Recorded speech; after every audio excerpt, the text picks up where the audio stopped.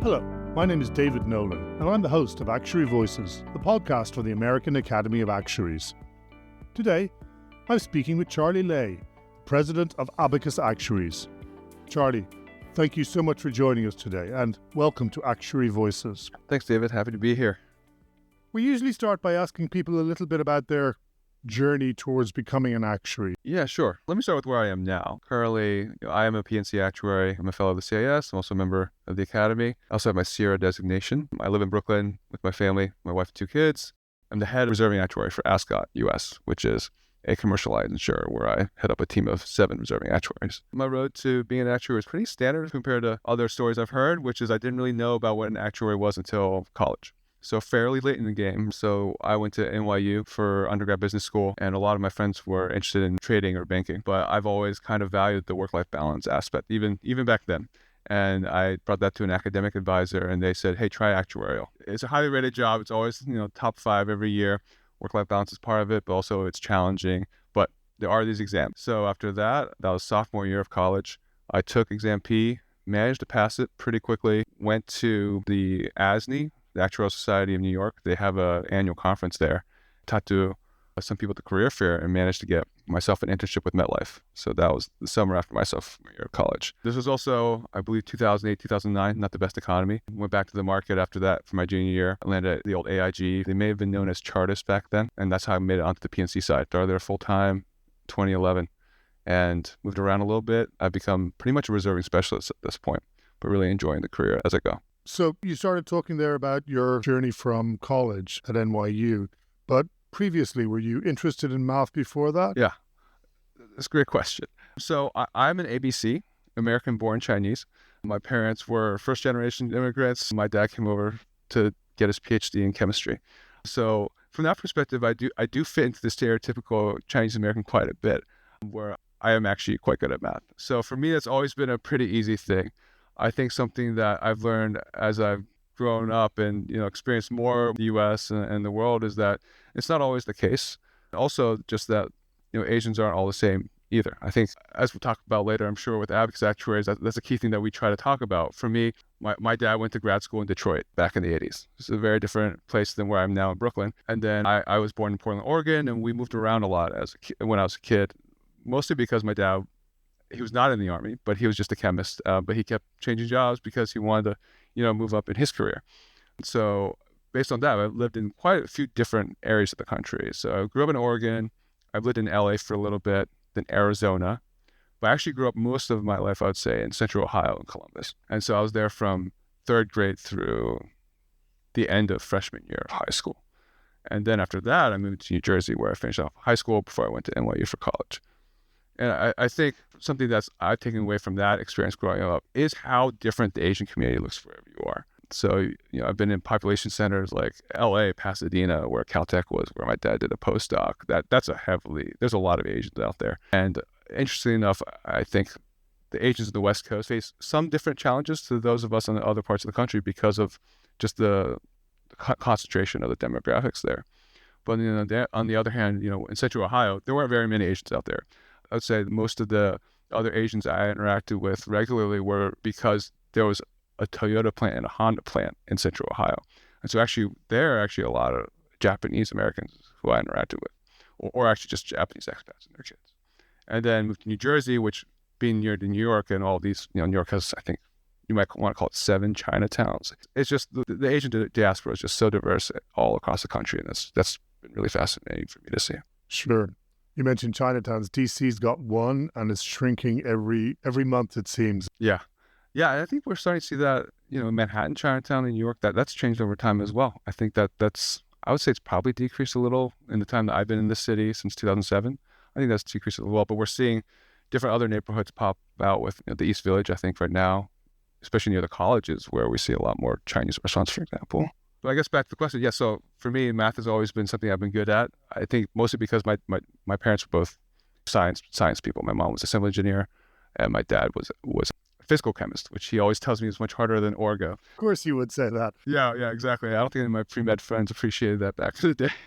Sure. You must have had a strong interest in math in high school as well. Yeah, I guess math has always been pretty easy for me. Always found it pretty easy. I've always also, fortunately, been a pretty good exam taker. One thing about the career that is difficult is the exams. And that's something that I've been fortunate enough to not have had too much trouble in terms of actually taking the exams. Studying, everyone needs to figure out how they study best and put in the time. But at least when it comes to exam time itself on that day, I tend to perform as I expect. That's pretty good. I'm glad to hear you say that. Our last guest was unusual in that he sort of viewed the actuarial exams as a side gig to when he was working. And I pointed out to him that most people, like you, Charlie, found the exams very hard, and many failed a few or at least one along the way. Yes, definitely. Good.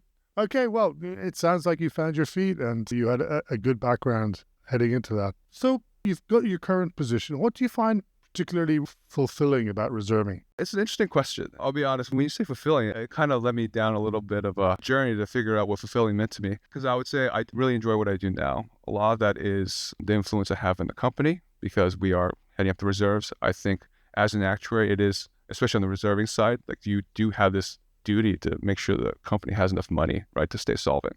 So that actually, I think it's nice to have that kind of higher purpose almost that's involved in your day to day. But for me, what really makes it, I think, fulfilling is two things that I really value. And one is learning.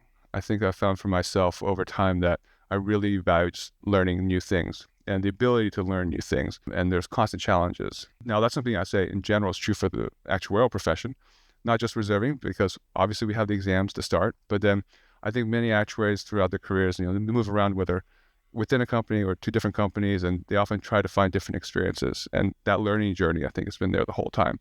And I also find it interesting that as you progress and become more experienced, you learn more and more. And there's always more to learn, especially in the actual profession and on reserving. So that's one. And then the other, I think, that really makes it fulfilling for me, I think it is about the people aspect. And that's something that I didn't expect going into the career that I really care about. So for me, I manage a fairly large team for a reserving team, 7 people, that I find that interaction, the relationships I build with my team to be really important. But also just the relationships you build inside your company, inside your profession. I think that's also big. Another aspect I found really rewarding is volunteering within the actuarial community. And we find that we have a lot of shared experience there. And one thing I really enjoy about Abacus Actuaries specifically is that, we span all kinds of actuaries. So it's always fun to go and talk to, say, a life actuary. And you find actually we have a lot in common and you have a shared background almost. Yeah, that's another thing we come across regularly, the importance of volunteering, in that you may volunteer for a particular role or on a particular committee, but it often throws you in, with people who you might not normally interact with, and doing work that you might not normally think as being in your wheelhouse. But because actuaries are problem solvers, they tend to say, okay, well, let's figure out what the solution to this is rather than shying away from it. Exactly. Well, you mentioned Abacus Actuaries, so why don't we go and start discussing Abacus Actuaries, because it's an organization that represents Asian actuaries, and it's got a very interesting goal. And so I was wondering if you could spend a little time telling us about the history of the organization, your role as president, and where you see the organization going in the next few years. So Abacus Actuaries, we are an organization. Our goal is to empower Asian actuaries in their careers. Founded in 2021, along with a host of our fellow affinity organizations, I would say our mission is to empower Asian actuaries in their careers at all times. What we want to see is to see Asian actuaries at all levels of the profession, especially the highest ones. So there is this concept of the bamboo ceiling, which is obviously a play on the glass ceiling that women face, which is what we see even in the actuarial profession is a fairly well-represented number of Asian actuaries in the field, if you want to put it that way, compared to standard population demographics. But that decreases as you go up career ladders, or even within our actuarial organizations. The CAS and SOA have been quite transparent about, their makeup of their leaderships. And you'll see that, I think Asian actuaries make up close to 30% of all actuaries at this point. But when you move to, let's say, committee chairs on the volunteer side or the board, that decreases pretty quickly. And that's what we're trying to change. And how do you see yourselves making progress on that? Yeah. So how we do it is, I would say we have 3 pillars, if you want to call it that. The first is community building.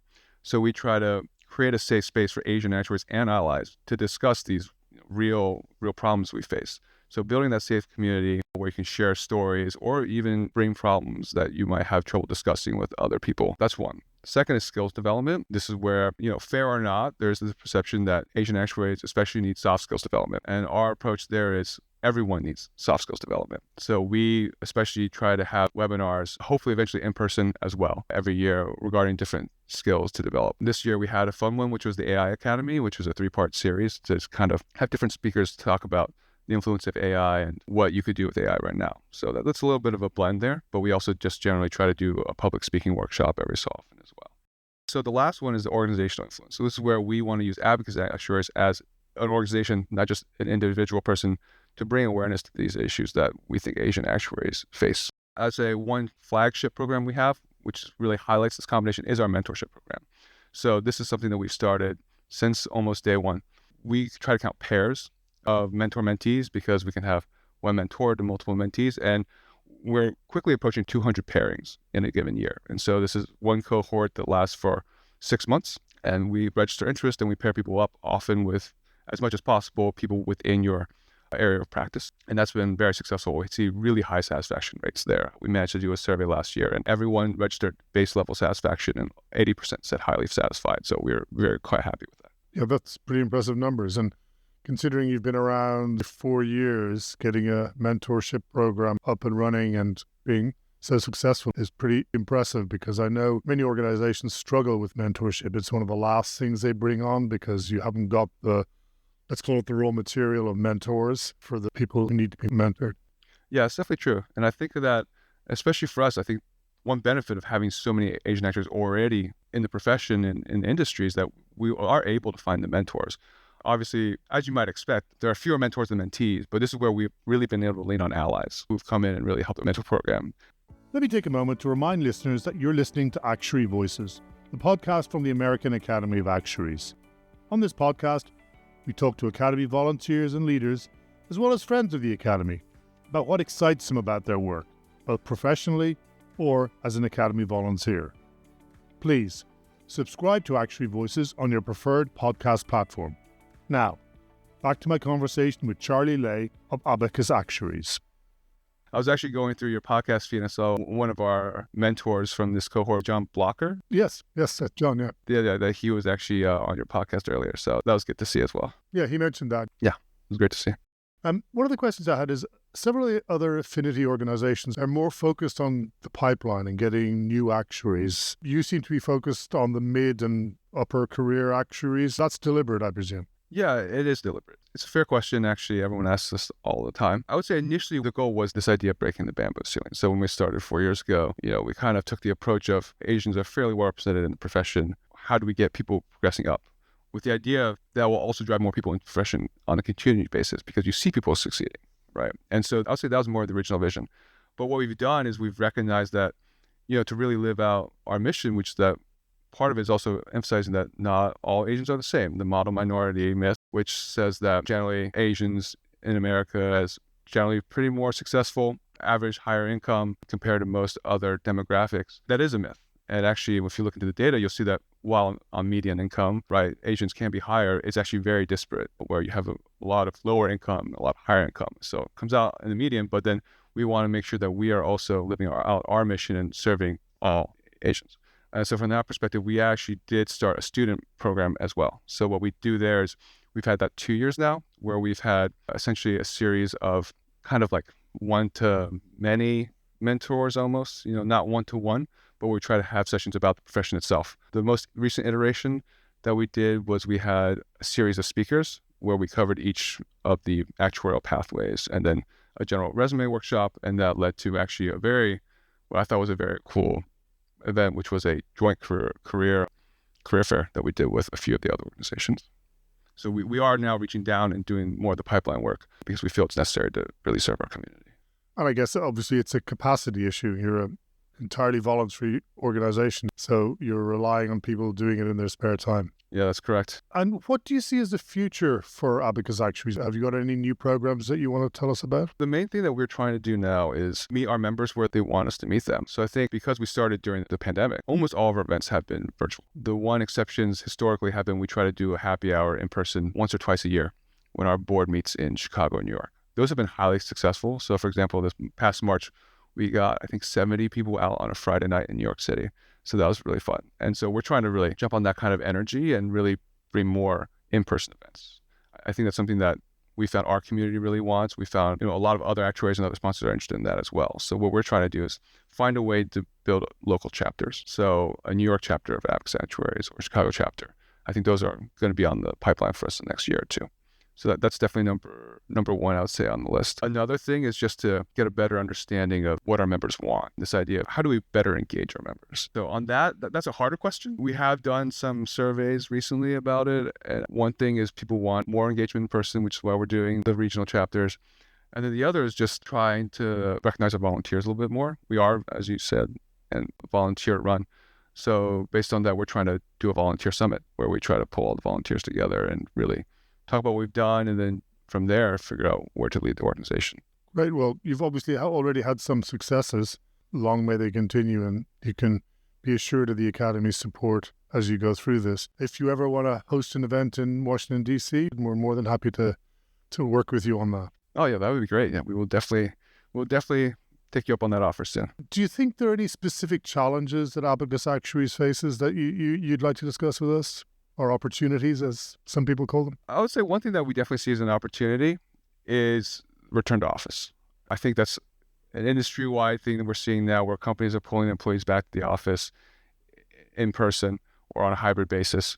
I think based on our events and our membership, we can see that there's definitely people who want to do that. And I'm hopeful that what we can do to provide to our members and as well as our sponsors is, hey, we can help drive up your engagement, come to one of our events. Because if we're able to pull in people on Friday nights, in the city, they've often been pretty short notice on holiday weekends. I think that is something that people are really looking for and interested in engaging with. So I think that's a real opportunity. Overall, I think it's hard not to mention the overall political environment that we're seeing, that organizations such as ourselves are facing. We're still trying to really assess what that means for us from a strategic perspective. But what we do know is we believe in the mission. We believe in inclusion. We are open to agents and allies. So we're an inclusive organization by default. We think that sets us up well for the future. Yes, and you're far from the only organization that is slowly feeling its way forward, trying to figure out exactly what's what and where's where. I'd like to return now to the profession at large, because obviously we've discussed some of the opportunities that Abacus Actuaries sees now. But what do you see as opportunities for the profession writ large? Because there's a lot going on in the world, a lot changing with ChatGPT and AI and everything. So have you had any thoughts about that? Yeah, of course. I mean, the first one is the one you mentioned, AI and ChatGPT. I think that's a clear threat or opportunity for us. I don't think this is a new one, at least on the casualty side. The actuarial data scientist debate or division has been around for quite a little bit of time now. I think it will continue to be that we have this, at minimum, really strong domain knowledge that actuaries have developed over time. And I don't see that going away. I do think for me, it comes down to the human element, if you want to call it that. For example, your executive team won't want to interface with an AI. Most likely will not at most of these carriers or large corporations. And so someone needs to be able to translate what the AI means. And that's a skill set that actuaries have developed. To me, actuaries are storytellers. We look at data, figure out what it means, and then we tell the story to our various stakeholders and try to drive business insights from it. So that, I think, is actually quite inherent in our profession and what we do. So AI, I think, hopefully we can see it as more of an opportunity. If anything, like any other technology, hopefully it enables us to do more real actuarial work, if you want to call it that. I still remember when I started AIG, one of our chief actuaries said he used to use actual spreadsheets, which was sheets of paper you spread out on the wall and you use the pencil on that. So I think times have changed a lot, right? And I'm hopeful that we can do something similar with AI and really use it to maximize our own value. Yeah, the opportunities with AI are absolutely enormous. And if we get that to do what you might want to call the grunt work and allow the human element to thrive and focus on what only humans can do, then I think there are an awful lot of opportunities. Right, exactly. My personal pet peeve is I listen to a lot of audiobooks and magazine articles, and the ones read by humans are infinitely better. Even the voices, sometimes they're very, very good, but their inflection is off and they never know how to finish a story. Oh, that's really interesting. Yeah. I want to go back a little bit on the P&C side, because there are a lot of changes around climate and weather and so on. And do you see a lot of opportunities or differences in how you're going to have to work in that field? I think that is something that I would consider a threat to the industry as well. I think that's fair to see. I'd say with global warming or climate change, we've seen that's causing a lot of loss costs to rise, and everyone's insurance premiums are going up because of that. I think that's kind of unavoidable. I think insurers are doing what we have to make sure that we can stay solvent and keep running, right? I do think the threat, though, is staying relevant, and insurers don't have a great public image right now, but we want to make sure we keep it there. I think especially with recent wildfire activity, which a lot of what we're seeing is what used to be small events are now becoming large events, right? So wildfires become a recurring problem now that I don't think we've seen before. Smaller convective storms have become more problematic, especially to the industry, because the insured losses are increasing over time. So those trends are hard to deal with. But especially, I think, I work in commercial lines, so it's a little bit different. But a lot of what you see in the news or in the media is, why isn't I buy insurance? Is this going to cover my wildfire? Right. Sure. Yeah. You constantly see warnings that regular house insurance doesn't cover X, Y, and Z. Right. And I think making sure we're on the right side of that narrative is going to be a challenge for the industry as a whole. And we need to make sure that we do stay on the correct side of the narrative, because something worse than paying an increased insurance premium is paying an insurance premium that doesn't actually provide you coverage. So we need to make sure that we stay on the right side of that. Yeah. Charlie, we're coming to the end of our time together. Thank you again for spending it with us. I was wondering, would you like to finish by telling us what you do for fun? Yeah, sure. So for me, there's not that much time these days. I have a 4-year-old and a 1-year-old at home, so that's the majority of my weekends and free time. When I do get my free time, I like to play basketball, and I'm trying to learn golf. Golf is a thing my dad kind of took up when I was in middle school, I want to say, and I've been able to play maybe, let's say, 2 or 3 times a year until this year. So we'll see. I'm trying to learn the game of golf. Charlie, thanks again. I really appreciate your time. Today, I was speaking with Charlie Lay, the president of Abacus Actuaries. You can find Abacus Actuaries online at abacusactuaries.org. My name is David Nolan, and I'm the host of Actuary Voices, the podcast from the American Academy of Actuaries. We're celebrating our 60th anniversary this year. Please visit our website, actuary.org, for a wealth of information about the work that the Academy does. You can follow us on Facebook, Twitter, and LinkedIn as well. And of course, please subscribe to this podcast on your preferred podcast platform.